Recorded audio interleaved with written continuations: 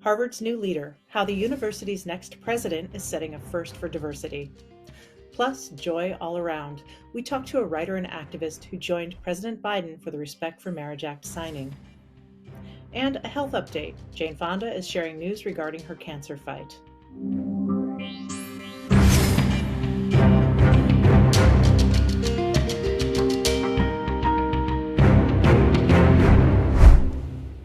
Hello, welcome to Advocate Today. I'm Tracy E. Gilchrist.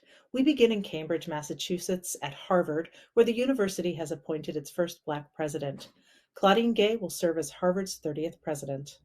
Gay has served as Dean of the Faculty of Arts and Sciences since 2018. She was born to Haitian immigrants and received her PhD in government from Harvard in 1998. She takes over for current Harvard President Lawrence S. Bacow, who announced in June that he would be stepping down. According to the Harvard Gazette, Gay says she is humbled by the confidence that the governing boards have placed in her to lead the institution. Congratulations to Gay on this historic achievement. The signing of the Respect for Marriage Act marks a big win for LGBTQ plus people. Queer and interracial couples will now have more federal protections. The law dismantles the Defense of Marriage Act, which said marriage is between one man and one woman. The Biden administration invited politicians, activists, business leaders, and more to attend the signing ceremony. I spoke with writer and activist Charlotte Clymer, who was in attendance, about what it felt like to be on the White House South Lawn. Welcome, writer and activist Charlotte Clymer. It's so wonderful to have you here. Thank you. Thank you, Tracy. It's good to be here. Of course. Well, we're here because you were at the historic signing of the Respect for Marriage Act at the White House the other day. And I just wanted to begin by asking you, what was the mood like on the ground there? Joyous. I don't think I've ever been around that many queer folks in DC.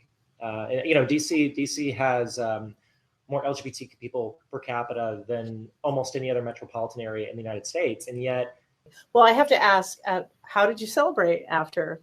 How did I celebrate? Okay. Well, I mean, goodness gracious. So first of all, to set the tone for you, it was very cold that day in DC. And, that we were warned ahead of time to put on layers, put on jacket, because it was going to be an outdoor ceremony.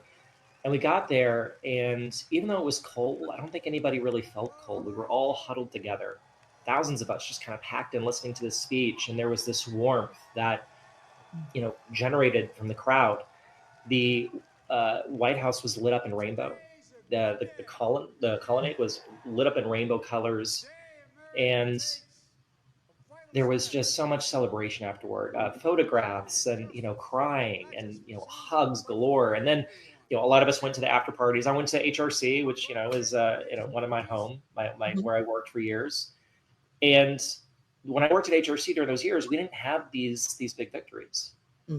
Most of our time was spent just pushing back against the onslaught of hate. This is a huge step forward. I don't want to be a bummer, but there are so many fights left ahead of us. There are more than 300 anti-LGBTQ plus bills circulating in states around the country. And the violence against LGBTQ plus people, especially trans people, has increased over the years. This year was particularly dangerous. And I wonder, would you talk about what is next? What are the next fights that you see as someone who's been in the fight for a while?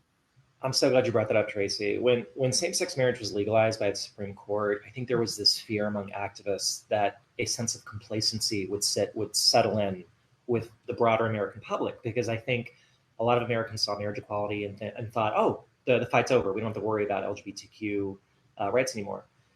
And that kind of complacency has been really hard to overcome and educate people on the fights left ahead. So, what I've been telling folks, and I think what a lot of advocates and folks in the movement have been telling people is, celebrate this win.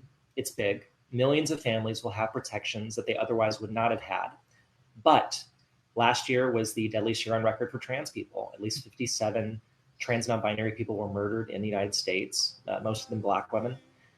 There have been, as you said, hundreds of anti-LGBTQ pieces of legislation introduced across the country. The attacks against trans healthcare, especially for children, has been horrific. The Equality Act hasn't been passed, so in most of the country, we still lack protections against housing, protections against discrimination in housing, credit, public accommodations, jury service. There are so many fights ahead, and we're going to get back to work.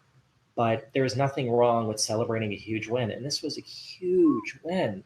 If Obergefell is overturned in the next couple of years, these families who have protections now would not have had them without this bill being signed. And it's going to be the equivalent of armoring up families who otherwise, wouldn't have that kind of government backing with their families and the rights that they're entitled to, or they should be entitled to. Well, Charlotte Clymer, I want to thank you for your time. It's been a pleasure, and thank you for your advocacy and all of your work. And Tracy, thank you for your journalism. Where would we be without queer media, right? I mean, we're doing it. You're amazing, and I'm just so thankful for you. Yes, likewise. Thanks, Charlotte. Thank you to Charlotte for sharing her perspective. For my full interview with the writer and activist, open the Advocate channel on YouTube. Hollywood writer, producer, and director Ryan Murphy has quite the career. He created so many hits like American Horror Story and Pose. Murphy will be honored for his work at the Golden Globes with the Carol Burnett Award. He will be the 4th recipient of the Lifetime Achievement Award. At 57, Murphy will be the youngest recipient of the Carol Burnett Award to date and the second LGBTQ+ recipient. He burst onto the scene with the hit series Popular. Murphy features prominent LGBTQ+ representation in his works from Glee to The Prom and The Boys in the Band. In a statement, Hollywood Foreign Press Association President Helen Hones said, Ryan Murphy not only continues to enthrall audiences with his work on some of the most thrilling and exciting series of the century, but also continues to inspire all with his work off the screen. Last up today, we have some good news to report on the one and only Jane Fonda. 3 months after announcing her diagnosis with non-Hodgkin's lymphoma, she says the cancer is in remission and she's set to stop chemotherapy. The two-time Oscar-winning actress and activist shared her health update with fans in a blog post titled Best Birthday Present Ever. She turned 85 this month. Fonda thanked those who prayed for her and sent her good wishes, saying she's confident that it played a role in her recovery. Non-Hodgkin's lymphoma is a cancer that develops in the lymphatic system. The American Cancer Society says it's one of the most common cancers in the U.S., making up about 4% of cases. I'm happy to hear that Jane is doing well and on the road to recovery. She's meant so much to so many people. I cannot wait for her sports comedy 80 for Brady coming out early next year. It looks hilarious. That's all the time we have for this Advocate today. Advocacy content and coverage for all communities is our mission, and you can follow us on the Advocate channel or advocatechannel.com to stay up to date. I'm Tracy E. Gilchrist, and I'll see you next time.